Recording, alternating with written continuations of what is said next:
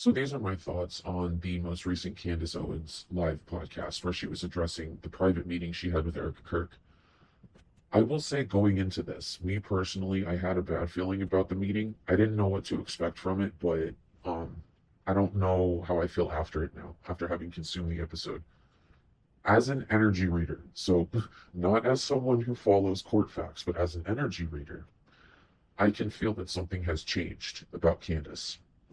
Usually, when I listen to her episodes, I don't have to fight to put points together, but I had to do that last night, which tells me that she's kind of scattered. Now, don't immediately assume that she's compromised just because there are a bunch of bots in her comments trying to push that narrative. That seems more like someone trying to undercut her empire.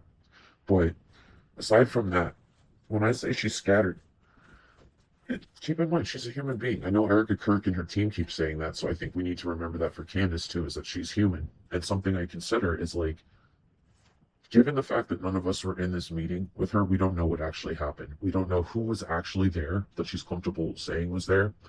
We don't know if like George maybe shut her down. We don't know who he was meeting with. Like, is this about what she's saying? We don't know if she was threatened by somebody on Erica's side. We don't know if maybe, like she found out some information that verified suspicions she had.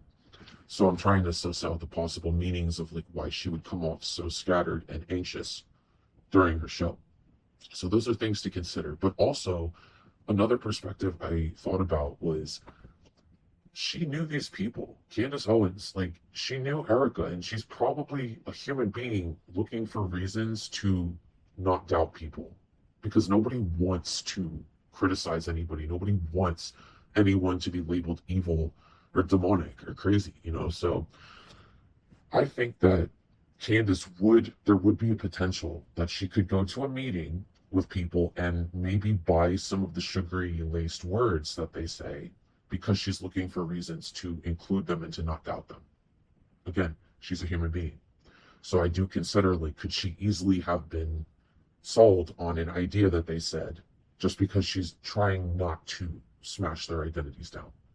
That's I don't know, that's food for thought. But aside from that, I'm just gonna let this play out. I don't want to make any heavy assumptions. I just want to lay out what I think.